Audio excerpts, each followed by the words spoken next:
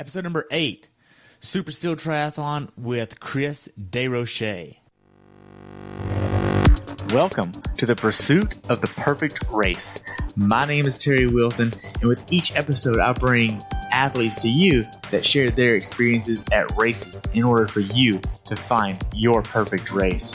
We will hear stories from athletes of all ages, abilities, and races of all distances. So regardless of where you fit in, there's something in it for you. Thanks for spending some time with me today. Now let the pursuit begin.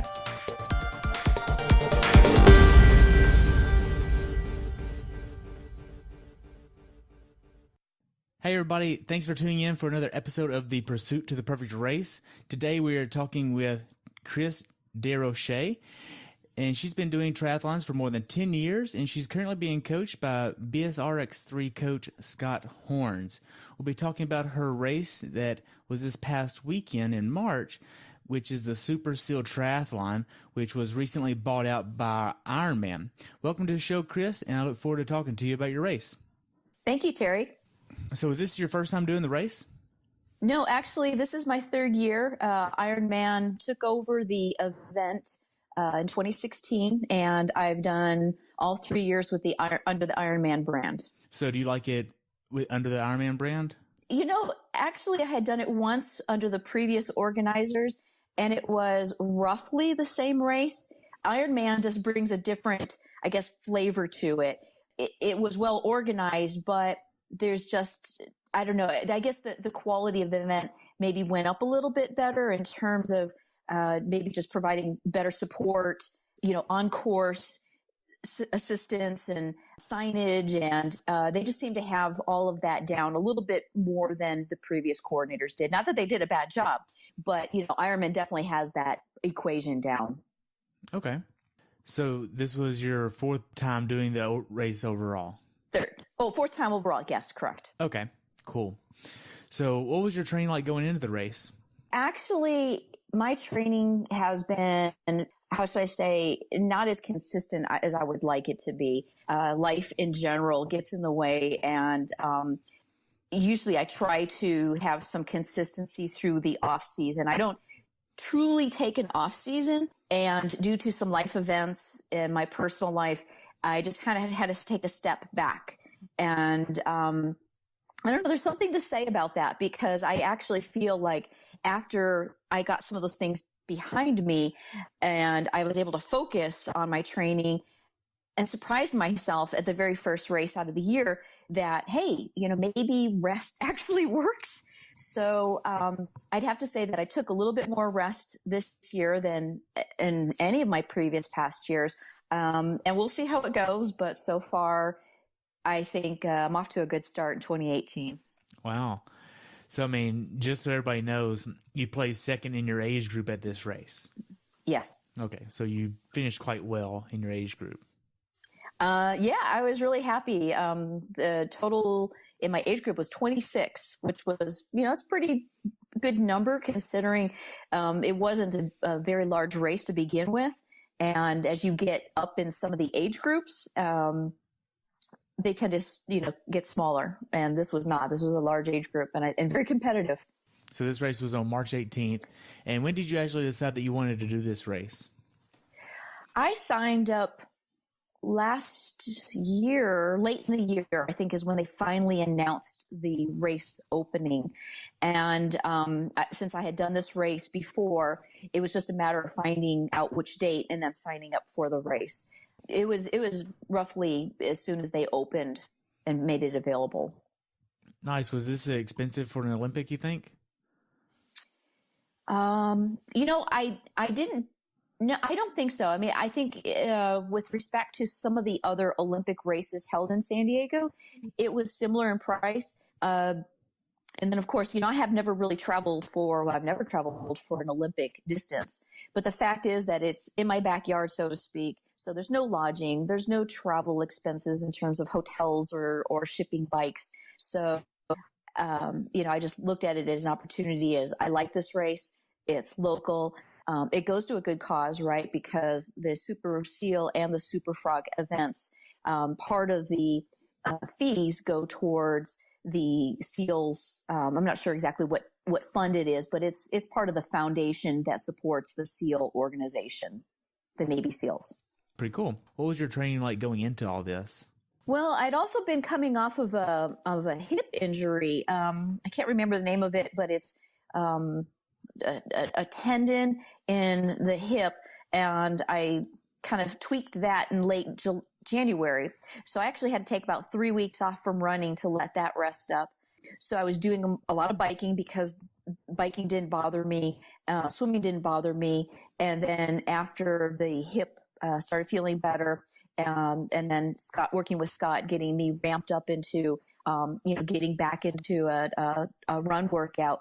I probably have only been incorporating speed work into my runs for maybe just the past 2 to 3 weeks. So it hasn't been all that long ago that I really started getting my run back. We're still not doing the mileage that I was doing before, but we were doing some, medium distance runs with incorporating speed work. And so I started feeling better, more confident with my run, knowing that, that injury was behind me. And so race day just left it out there, just. You didn't get injured going into this race with the train, did you? No, it was really strange. I went to a training camp in late January, the Braveheart camp actually held in San Diego, and we were doing these drills where we were running across a grassy area and doing these high knee hops. And I had started off, and next thing I know, something in my hip went pop. And after working with a PT, having them look at it, what they had told me was this isn't something that normally just happens on its own. It's usually caused by something else. And like many other triathletes, I suffer from hip flexor, very tight hip flexors. And so that was part of the, therapy was really loosening those and doing a lot of stretches. So every night in front of the TV with my family, I would be just on the floor doing hip stretches or hip flexor stretches, and lots of different stretches for that entire hip region, the hip release, and just making sure that was more flexible, more limber, and that eventually has helped in a lot of ways. Now, that would be like the scorpion pose and a lot of yoga poses. That's what I'm thinking. That too. Scott has me doing yoga a couple days a week. Now, keep in mind, it's just like a 25-minute session, but I think it's made a difference because I incorporate those moves sometimes when I'm just standing around or maybe laying somewhere. I will do a certain stretch or a certain yoga pose that I know helps me relieve some tension in my back or some tension in the hip flexor. And they're real quick and easy and just something that I can kind of do, and I feel better for it. Cool. So what did race week look like for you? Actually, it was a full work week for me. So check-in wasn't until I'm an engineer. I'm an engineering manager. I actually don't engineer anything anymore. I just deal with engineers. But it was a full work week for me. And then the expo wasn't open until Saturday. Since it's a very small event, they only have 1 day of registration, and then Sunday was the race. So Monday through Friday was very just normal. I did ramp down a little bit, taper. But we kept the intensity high, even though the workouts were shorter, which is very typical of a race week. And, going into the race, I was, getting closer towards the expo and race day. I guess I wasn't really quite sure what to expect. It's the first race out of the season. My training's not been where I would say I'm happy with the consistency. And, so it's like, okay, well, I'm out here to practice, work out all the little bugs that you tend to, forget about during the off season, and getting ready for the 70.3 in 3 weeks from now, and then the races that will follow that. So it's a good kind of like dust off the get the dust off of the bike, so to speak, cleaning off the cobwebs, get the head straight, make sure all my gear's all working and everything. So that's really what I was thinking about going into race week, is just really not like, oh, I'm going to podium or I'm going to really try to. It was more about just getting my head back in the game. Oh, good. How was the expo?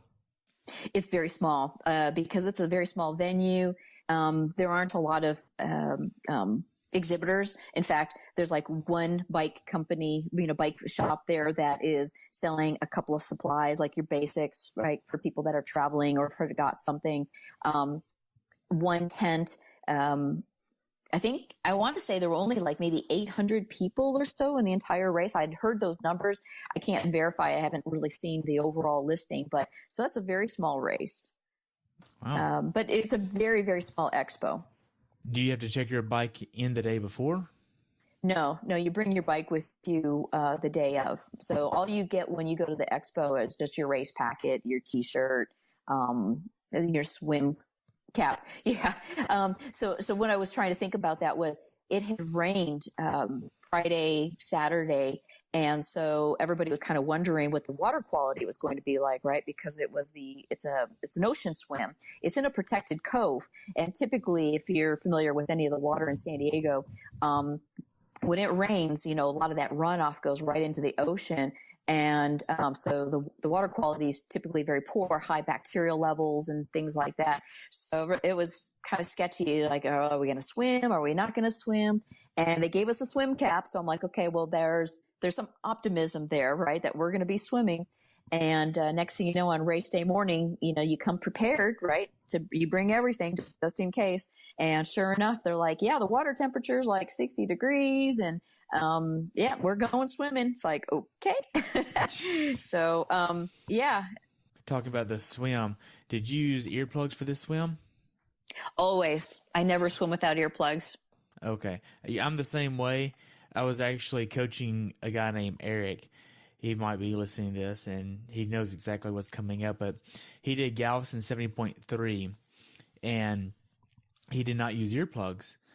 Well, after the race, he had this terrible earache, and then it would not go away. And then the next day, he ended up going to the doctor because it hurt so bad. And he actually had a dead fish in his ear. Like, oh, good God. I mean, the doctor like pulled it out, and it was like 1.5 inches long in his my ear. God. And it stayed the whole race. That's disgusting. Yeah, but he sent me a picture of that, and I was like, "Oh my gosh!" I'll have to find a picture of that and put it on there. But man, one thing I didn't mention was at the start of the swim, I'm not sure whether it was water already in my goggles or what, but something did get into my left eye, and I just thought, okay, so I've got water in my goggles, big deal. I'll work it out on the bike. On the bike, my eye was tearing. It felt scratchy. There was nothing I could do. I kind of rubbed it, but that didn't help. It made it feel worse. Of course, I'm on the run. It's feeling worse. It's scratchy. I get into the finish line, get my medal, get my bottle of water. First thing I do is I get over to the medical tent and ask them if they had anything to wash eyes out with. So I sat there for probably 20 minutes with the medical person, just dumping bottles of eye wash into my eye. He literally was looking, in the eyelid. We think we worked it out. But for the better part of all yesterday, it was very irritated, very red, and just yellowy, just oozing. So needless to say, I didn't go in the pool this morning. I would have normally have gone to the pool on Mondays, but I stayed out to kind of give my eye a break, right? No more bacteria for a bit. And, so that was kind of another thing with my race that I would have to say was just another factor that you have to deal with, right? Or sometimes things don't go well like that, where I raced with really poor vision in my left eye for the entire time because it just whatever was in there scratched me up pretty well. What time did you wake up on race day? So I got up about 4 o'clock. I'm about 45 to 50 minutes away from the venue, and the transition opened at 5. I got there, because basically you just wake up, right? My car was already packed the night before with my bike and my bag. All I needed to do was literally brush my teeth, get into my race gear, grab my water bottles out of the refrigerator, get in the car and go. So I got there just shortly after 5 o'clock and, went straight to transition and met up with some friends. And of course, there's a little bit of social things going on, a lot of newbies. It was really interesting, to race like that. You tend to see more of the first timers or people really not very experienced, and they're asking a lot of questions like, do we do this, or do you think we're going to do that? Or so it was really a lot of fun in the transition area. Again, I think because I didn't have that mindset of going in and killing it, like, of course, like an A race, like the full Ironman, you're all psyched up and maybe a little bit more introverted because, you're in your head a lot. This one, it just seemed, okay, we're just going to go out there. We're going to have fun. We're going to, get my head back in the game, like I said before, and have fun with this. So it was pretty easy going. Did you have a breakfast that day? So typically what I do race morning is I always eat a banana and I have a cup of coffee. Always a cup of coffee. And then I have like some type of energy bar snack. So that is all I usually eat. That seems to get me, enough of my stomach. That is just enough to prepare me to get going, get me through that swim until I can get on the bike and have something to eat, something to drink, but not too much to weigh me down or make me feel heavy, starting off. Okay. Regardless of the race distance, all I eat, a banana, an energy bar, and a cup of coffee. So you get your bike checked in, you get everything set in transition. For this race, what was your PSI on the bike? So I always, I like about 120 in my tires, probably because, I'm not a very large person and, that just seems very comfortable for me. I used my, Aero 90s. They're the Reynolds wheels. I've got a couple of different, Reynolds packages. I like wheels. What can I say? But because this event, when we went there on Saturday for the check-in, that area can be very, very windy and it is coastal. And because of the weather patterns that we're going through, it was very gusty. So I decided to not go with my disc. I only went with the Aero 90s, and I was very happy with that choice because we did have quite a bit of wind when we got there on Sunday. It did die down, but it started off fairly windy, and I was thinking, really glad I didn't have my disc with me today. Wow.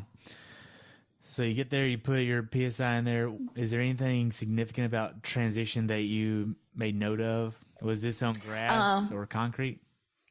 This was really, it's interesting that you say that because usually in a race, you can mark where you're at down your aisle, right? It's one thing to find your aisle by saying, okay, 1, 2, 3, turn, right? But typically there's something like, okay, so where my bike is, there's a building over here, or there's a tree over here, or there's a crack in the sidewalk, or some indicator of once you've gone down that aisle, your marker of where you're at. There was nothing. I mean, there were no buildings around. There were no light poles. There was nothing, not an an outhouse or anything that could be used as a feature to, show me my bike area. But what was interesting is, BSR gave us little transition towels last year, little red towels. And so I usually use that as my transition area. It's red. It stands out on the ground. And the lady next to me happened to have a red towel, a different type of red towel, but also a red towel. So that was actually my indicator, were 2 red towels side by side. So that my, how I noted where my place was, in T1 and T2. And it was the same, transition, but each time, right, is kind of a different experience because it looks completely different, right? Right. When you get back from the swim, depending on where you are in your wave, there's either lots of bikes there or not enough bikes, or, not very many bikes there. And then of course, coming back from the bike, again, it's a completely different, look to the whole environment, right? There's wetsuits everywhere and all kinds of things thrown about. And typically, I do decent on the bike. So when I get back, it's fairly open, right? There's a lot of space. So I just throw my bike in regardless of the direction. I don't care. Yeah. I've always used duct tape to mark where I'm at. So I get like fluorescent pink or green or whatever, and just put that right, like just a 12-inch strip. Hey, right in front of my bike. Hey, now I know exactly where I'm at. Yep. Just run to the tape. All right, cool. I'm right there on the right. That's a great idea. So you get everything squared away in transition. You get ready to go down to the race start. What is the last 10 minutes before the start line? What does that look like? Well, actually, yesterday was unusual from the most typical type of day. I wore a thermal. Actually, it was a Zone 3 neoprene cap, and I wear that underneath my race cap. So I put my race cap on. And I go to get in the water with my friend because they allow us at this race to get into the water ahead of time. And so we were getting acclimated, and I was kind of adjusting my goggles. And next thing I know, my cap splits and pieces of it just fell off into the water. So I'm running around prior to the race start trying to find where the extra caps are. And, they didn't have them right away. They're like, oh, come back in a few minutes because they're not here yet. So I went back down to the water. I did a little swim, went back to where they told me to go. And next thing I know, they had the race, caps there. So I got a new cap, and, about that time I was ready to stage, and they have it was self-seating, right? So I got into my space and, just waited there for the race to start. And, I've been in other self-seating swims before where it's flowed and people it's like you migrate just right into the water like lemmings, right? This one, they kind of, they had us go side by side. So there were just two people that went at each time, and the person would be literally at that point, at the starting point, would say 4, 3, 2, 1, go. And the two people would run off. Then 4, 3, 2, 1, go. And that's how they were doing that, 2 by 2s into the water. And that's something different that I hadn't seen before.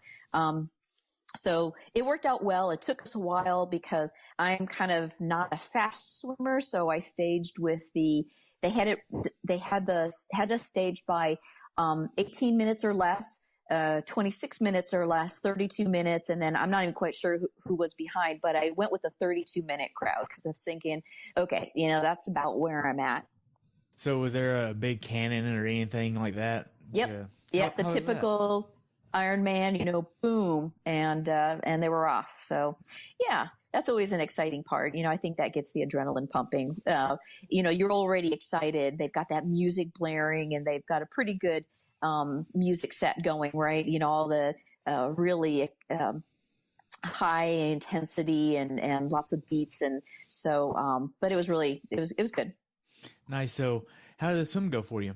Swim was kind of a typical swim. Again, I'm not a fast swimmer, but it was the water's smooth since it's a protected cove. It's not choppy at all. I wouldn't consider it to be an open ocean for anybody that would be like, oh my gosh, it's the ocean. No, on the other side of the it's called a strand, right? So on one side of the strand is the protected cove. On the other side is literally the open ocean, and the waves were coming in and they were crashing quite well. So we were on the safe side. And so it was an easy swim, uneventful. I like swimming. It's always been a challenge for me. And I always think that when I get to the finish of the swim, my race is half over, right? I get into my bike and I'm in my happy place. So the swim behind me, life's good. I can move on. I know the swim is obviously saltwater swim. How were the buoys on this course? They were very easy to see. I think they had plenty of them. And the other thing I want to mention is that because the race is a very small venue, not a lot of racers, it never felt cramped or crowded. Or, sometimes as you're approaching a buoy and all of a sudden it's just this mass chaos of hands and, arms flailing about and you don't want to get kicked. And it wasn't like that. I always felt like I had plenty of space. I always felt like there was, plenty of room to negotiate. The buoys were easy to see. The weather conditions were just right where the sun wasn't really in our eyes. Because sometimes, with the ocean swims, guess with any swim, right? Typically you're going one direction at least into the sun, and that's really hard. You're trying to sight the buoys and not, get blinded. And of course, there's, with open ocean, sometimes you've got the waves to contend with. So even if if it's not poor weather conditions, just sometimes based on your stroke, you could miss the buoy because of a wave, right? So you might have to take, 2 sights instead of a typical one sight per a particular stroke rhythm, in order to make sure that you capture that buoy. Nice. So you didn't have any issues with the swim at all? No, it was fairly uneventful. Nice. So you get out of transition. Is the transition from the swim exit to the bike that long? Actually, I would say it's long, but you do have to go across some asphalt. You get off of out of the water, you go across the sand, you get onto some asphalt, and then you have to literally go underneath the roadway. There's a tunnel, and you pass under that roadway. We go into the parking lot, and the transition was on the other side of the roadway. Okay. Did they have wetsuit strippers there? No. So you had to get your wetsuit off yourself. Yep. So you get to your bike, put everything on, and take off. Any issues there? Everything went as planned on in that particular transition. I don't have anything to complain of, other than the fact that the GPS unit that I have is new since my last triathlon. The one that I had previously, same brand, same model and everything, it had failed. So I had to send it back to the vendor, and then they sent me back a new one. Well, what I didn't realize is that the default is to use the transition mode as part of the triathlon mode. And I usually don't use the transition mode. I go straight from swim to bike to run. And I'd forgotten that I hadn't used this watch yet in the triathlon mode. So again, this is all a part of, first race of the season and working out all the bugs. It's like, crap, I have to remember to change that and take out transitions, because what ended up happening was I hit the button thinking, okay, I went from, swim to bike, and I'm on my bike, la, la, la, la, la. And next thing I know, it's telling me something like 12 minutes and it says transition. So I hit the button. So that means I had lost some of my, the bike distance, and then the transition was really long. And so that was all screwed up. And then I did that again, even though I knew that. I did it again on the transition from the bike to the run. I hit the button when I got into, T2, thinking that I was going out into the run. Next thing I know, it's like 17 minutes later, literally. And I look at my watch again, like, I forgot to hit it again. So, note to self. So that's about the only thing I could think of that went wrong in T1. So did you use socks for this bike ride? I always use socks. Okay. I'm glad I'm not the only one there then. I can't. I put my socks on during the bike. So, and I've tried, I get blisters and it's uncomfortable. And I'm like, okay, so those few seconds that takes to put on socks, my comfort level is so much more important. Exactly. I'm willing to sacrifice those few seconds. Did you use a certain type of nutrition for this race? So I use the F2C nutrition. It is I still have the battery, and I believe they call it Hydrodurance now. I still have a little bit left over from last year, I believe, when it was packaged under the battery name. And I like that for the short distances. Since this wasn't a long distance, I didn't add any of the glycodurance. That would normally come into play when the bike distance or the bike length is longer than an hour. Since this is just a little over an hour, I only went with the battery. So were you trying to get a certain amount of calories on the bike? Every year I go through having to remind myself, drink, eat, and I've finished races where I had full water bottles on my bike. I had full bags of food, and I bonked. And my husband would be like, "Well, did you drink?" No. And so, it's been a downfall. It has definitely been an area where I could say I didn't execute my race the way I wanted to because I didn't take in the nutrition that I brought. I mean, I know it's an idiot, right? I know what I did wrong, but I get out there and I forget to drink. I'm not thirsty. I'm not thinking about being thirsty. So part of my training, is actually reminding myself to drink and being a little bit more proactive in, okay, it's been 15 minutes or it's been so many miles or whatever that is, take a sip, take a bite of something. So that's part of my whole training and getting into that season. So here we are in the beginning of the season. And of course, I didn't drink hardly as much as I should have. With the Garmin 920s, I know you can set an alert on your watch. I don't know if that's the watch you have or not, but you can set an alert for a timer and it'll go off. And that way you can... I don't listen to it. I ignore it. I am totally not listening to anything. I'm literally looking through a straw, and I am focused on on people's backs, and my goal is to pass them. And that's all I am thinking about on the bike. I don't hear those alerts, and yes, they are set, but I don't hear them. So you get to the bike. Did you hit your nutrition on the bike this time? No. Okay. No. I left about half a water bottle filled with my calories on the bike. Wow. And my coach is going to smack me, but oh well. Scott won't care. So you get to T2. How was the bike ride overall? Was it pretty good? It went really well. I was very, very pleased in my bike performance. It was a windy bike ride in one direction. The wind was coming from the let me see. So when we were going south, we had a headwind. So of course, going north, it was behind us. But since the distances are equal on both sides, half of it was against a pretty decent headwind, and it was noticeable. When you turned around, you could immediately go, oh my goodness, now you've got all this time that you've got to go and hit that with, against that headwind.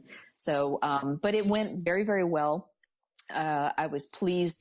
It was interesting, when you're out there, where I was in the swim, of course, because again, I staged myself a little bit further back, and then I'm not the best swimmer. So by the time I get out there, there's always, already quite a few people on the bike course, right, ahead of me. And so it's kind of fun to pick them off. And, so there's just some positive reinforcement, right? Some feedback you get when, you're feeling good, right? That's huge, right? You're like, okay, everything's working. All systems are firing. And I'm feeling good. I'm feeling strong.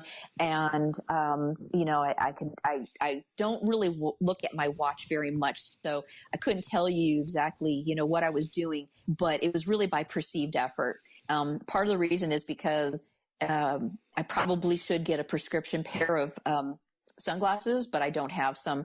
So I can't even read very well what my watch says. So it doesn't really matter. But I've perceived perception works well for me, because there were opportunities when I felt, okay, I think I'm going a little bit beyond and I'm not going to be able to hold this for very long, I would shift. I would downshift, and I would get into a higher cadence, and I would still be able to maintain a lot of my speed, but that higher cadence actually just made me feel better, right? I felt less stress in my legs. I felt less stress on my, breathing. And then when I felt like I recaptured all of that, then I shifted back up, got into, the grinding gears and, or mashing, right? I do like to mash. So, I'd get into the bigger gears and then I would, keep going until I felt that again and then maybe back off and get into a high cadence. So that has been something that I've learned in my training, where I do a lot of high cadence work, and I never really did that up until about a year or two ago. And, it works. It really has worked for me. And especially, like I said, in these moments where I feel like I'm pushing past where I need to be in order to have a solid, effort overall, I'll back off and go into a higher cadence mode. Whenever you say higher cadence, what cadence are you referring to? Okay, well, for me, probably, so I'd have to say my average overall cadence during a race is maybe in the high 60s. Okay. Right? Again, I'm a masher. I will mash gears. Plus, so that's average. That's average for the whole race. That'll be average for the whole race. And I typically do more hilly events because I'm a decent hill climber. So that's the other reason why you'll probably see my cadence go down. But I would have to say a high cadence for me is maybe the mid 90s. Okay. That's fast for me though. I try to get to the hundreds and, I just feel like I'm doing yabba dabba do, but, but probably mid 90s is a fast cadence for me. Okay. And then, I'm learning and still working on it. And then your mashing gear would be in the 50s? Yeah, 60. Mm-hmm. Okay. Now, do you use a power meter? I do. Which power meter do you have? I have the P1 pedals. Nice. Do you like them? I love them. Yeah, I really do. I've been very, very pleased with them. So you get to T2. How was that? Okay, another thing to work on, T2. All right, so I get in, mount my bike, and then I can't get the darn buckle to unbuckle off my helmet. And I'm there trying to push that little, the typical clasp, right? I couldn't get it off. And so since it's taking two hands, I can't undo my shoes, my bike shoes. So I'm like, okay, note to self, another thing to remember to practice, right, is it's a fairly new helmet. I just got it last year. This is probably it was only my third race using it because I only use it during racing. So, but I don't remember it being that difficult to unbuckle. So I was thinking, afterward, well, maybe I have to maybe grease it or something, make it easier. But again, note to self, something to think about for the next race so I don't repeat this, right? So what kind of helmet was it? It's a Rudy Project, the Boost model, I think. Okay. It has the full, like a face mask. Did you like it? I thought I would like it, and I'm not as in love with it as I've enjoyed other Rudy helmets. All my other helmets have been Rudy Project. I'm a big fan of the Rudy Project helmet, in general. But I've found this one's been more difficult for me to get a good fit. I try to tighten it up in the back. It wants to slide down on the front. The mask wants to hit the bridge of my nose. I try to slide it back. I try to tighten it up. It leaves a dent in my forehead. So, I've been trying to mess around with that and get the fit better. So, it actually felt okay on Sunday, but then I couldn't get the buckle undone. So, I'm not going to abandon it. I'm going to keep it. I'll just, continue to tweak the fit. Okay. I'll get. How were the roads? Were the roads nice and smooth, rough? The roads in general in that area are very decent. We took over part of on the Strand. I believe it is a freeway. They were very good quality roads, not typical San Diego County roads, which are usually pretty bad. These were pretty smooth. So now you get everything ready for the run. You grab nutrition for the run, or are you just using what's on course? I always carry a little something. I have a little bag, my race belt that is big enough to carry like a gel and maybe some Cliff Blocks. And depending upon the race, if it's a Ironman, like a full Ironman, I'll have like some salt tablets or things like that with me as well.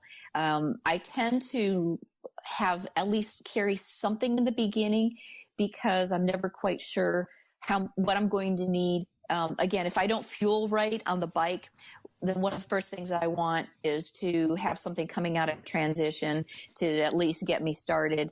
And I'm never quite sure if it's how far it's going to be and if they're going to have what I want at that particular time. So I kind of keep myself prepared with my own things. So I'm not relying on something on the course that's not there when I need it. How was the run overall for you? The run went really well, but again, note to self, right out of transition, my race laces, for some reason, I had a long strap and it came loose and I didn't want to trip and fall over it. So I had to stop and tie it. And of course, it just being race and, the adrenaline's pumping, my fingers just wouldn't seem to work to tie it to where I could make it such that I wasn't going to trip on it again. So I'm like, okay, yeah, another note to self, trim the race laces before 3 weeks from now, which I'll probably wear these same shoes, right? Because they're all set up with the race laces. So, after I got that out of the way, then I was able to carry out on my run. And that was pretty good. I was hoofing it. I was holding a really good pace, probably one of my better paces. And I surprised myself because again, having only picked up my running and my speed work about 2 weeks ago because of my hip injury, and having been off for about 3 weeks, that was something that I didn't know what to expect, right? Was I going to have the speed? Was I going to be able to hold it, right? Having the speed when you come out of transition is one thing. Can I hold it for that 10K? And I actually was able to hold it. And I think part of that is because there's that thing called the race age on the back of a calf that when you get passed by somebody that's in your age group, you're like, oh, no, you're not, right? They've got a target on their back now. And, I saw somebody pass me and sure enough, that was the first place lady. And I'm like, okay, well, I don't know who else is ahead of me, but that's the last one in my age group that's getting past me. So there was just something motivating about that. And then I passed another woman in my age group. And she shouted out to me. She said, go after it. You're up there. And I was just like, oh, okay. All right, let's go. Wow. So at what point did the number one slot pass you? Probably between mile 3 and 4. Okay. Now, is this a hilly course? Flat as a pancake. Really? Absolutely. The only hill I would have to say is an overpass. That's nothing. That's nothing. No, it was really flat. So was there much shade? None. Since this is a coastal area, there wasn't anything around, maybe an occasional palm tree, but zero shade. It's very exposed. And so that's the other thing is like, with the wind, with the sun that did come out, it was never really warm. The air temperature was quite cool. It just, you're dealing with a different element, right? You're not just battling, the environment of the race, but also the wet conditions. So, a little bit extra sun and, in the beginning of the year, right. I haven't been out in the sun as much either. So just getting all that sun and fighting the wind in both directions. Cause even on the run course, you could feel the difference, going one direction versus the other, because we ran north and south, similar to biking north and south. And so one way we had the headwind, and the other way the wind was behind us. So, and of course, right, it was headwind heading back towards the finish line. So your last 3 miles, right, are headwind. That was, I'm like, okay, this is special. Now, so what was the temperature on race day? It was very cold in the morning. People were very bundled up and you didn't want to really get out of your warm clothes to have body marking or, going from your warm clothes to your wetsuit.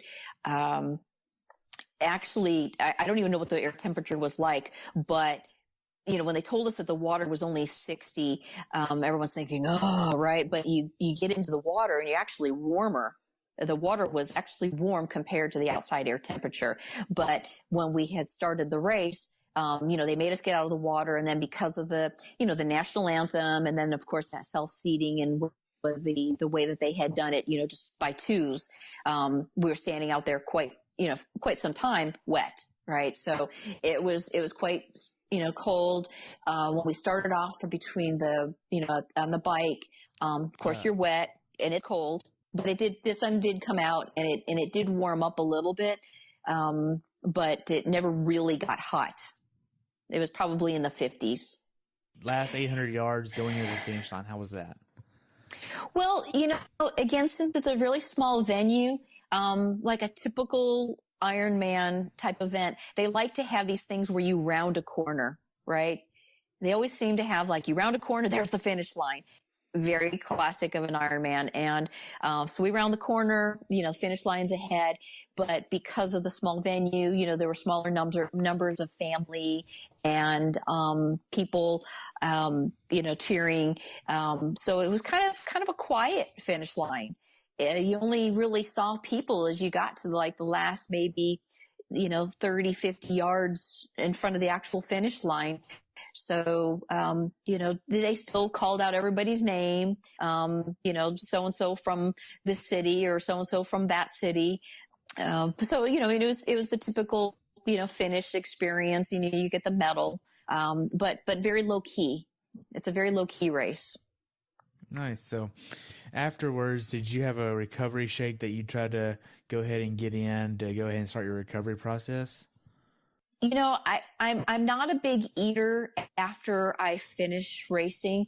I've always had a hard time eating anything. You have the athletes' tents with food after a race, and people go literally like straight from the finish line into the athlete's tent and, piling in the food. I have no appetite for a period of time. And depending upon the race length, it seems like the longer the time frame that I don't have an appetite. I mean, just food is so not appealing to me. So, no, I did bring some snacks, to eat just in case I got hungry on the way home. So I do prepare for when I do have my appetite back, when I do have that urge to eat. And it really is not so much that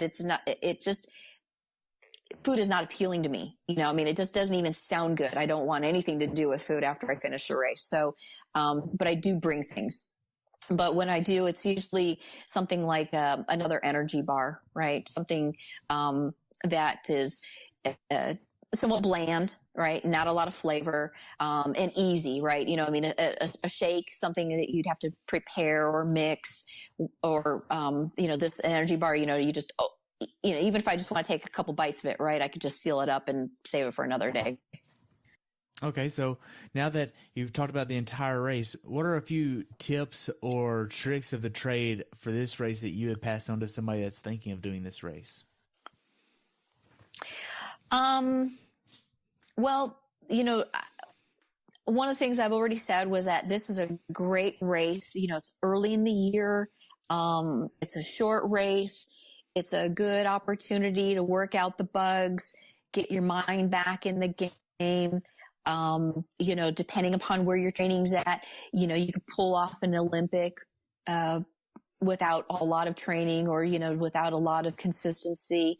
You may not have the finish that you want, but, you can finish it, right? So I recommend, an opportunity to like that, maybe take on a smaller race in the beginning of the season to work out these bugs. Fix the race laces, fix the Garmin, fix the buckle on the helmet. Before the serious races where I'm really looking for a good result and would be really, really angry if I didn't work on those gotchas that were so easy to fix early on in the season. So what are you racing next? Oceanside. Are you looking for anything there? I want to get on the podium. Yeah? Yeah. Last year I was injured. I had a high hamstring tendinopathy. And so I didn't have the strength in my bike. I didn't, my run was really poor because we actually, the hill on that race is going up a ramp to get to the pier. You run up onto a pier and come back down. And it's the way that you're able to bridge from one side to the other. And I literally had to do like a little skip up this ramp because I didn't have the strength in the leg that I had that high hamstring injury to push off. So, doing this little bunny hop thing and then, just not having the strength that I really needed for the hills because Oceanside had some challenging hills, some 3 pretty decent ones. And, so I didn't have the power to get up those hills as fast as I normally can. And then, so considering all of that, and I still had not a bad performance, but I mean, nowhere near where I would have liked to have been. So, this year's redemption, I'm feeling strong, feeling good, and I'd like to see myself get back. Now, I'm not a number 1, 2, 70.3, I mean, I'm not I've kind of hung more in the, just squeaked in at 5th. But I'd be really happy with that. So what's your definition of a perfect race? Okay. So the definition of a perfect race for me would be getting to the start line healthy, feeling really good about my training, confident, knowing that when that cannon goes off, I've done everything that I could in terms of, balancing, right? Because you could do more, but then something goes, you have to give up something, I think, in order to give more to one thing. So giving everything I could, and keeping the balance in my life, right? I work, I've got a family, I have, my training. And so for me, getting to that line healthy, knowing that I've done everything I could to try to make all those things as successful as possible, not, giving up one, having a race where I finish strong and with a smile, knowing that I give it my best that day. I think that would be a perfect race. Wow. And hitting your nutrition, right? Yeah, well, that's something I'm going to be working on. Yeah, definitely. Awesome. So, Chris, I want to thank you for sharing your experience at Super Seal. I've enjoyed hearing about this race and hearing about all the little fun things that need to be worked out and all the little joys of the eye issues and all the fun stuff. So if athletes want to follow you, how can they follow you? Well, first of all, I just want to say thank you very much for giving me this time to share my experience. And if anybody wants to follow me, I'm at Box of Grapes, and that is BOXOGRAPES. And that's on Instagram. Do you use Twitter much? Instagram. I'm not a big Twitter user. I do try to use it when I can remember to shout out to our sponsors. Yeah. Awesome. Well, thank you so much for your time. I appreciate it. And I look forward to having you back on the show after Oceanside. Oh, thank you. All right. Well, thank you very much. You're welcome. You have a good day, and we'll talk to you soon. Okay. Thanks again. You're welcome. Hey, everybody. Thanks for tuning in today. If you were able to learn something from today's episode, take a minute to leave us a review over on iTunes or share it with a friend. This will help us share it with even more athletes. If you'd like to learn more about who I am and what I do, check out my website at CoachTerryWilson.com, where you can find the rest of the episodes of this podcast as well. Until next time, continue the pursuit.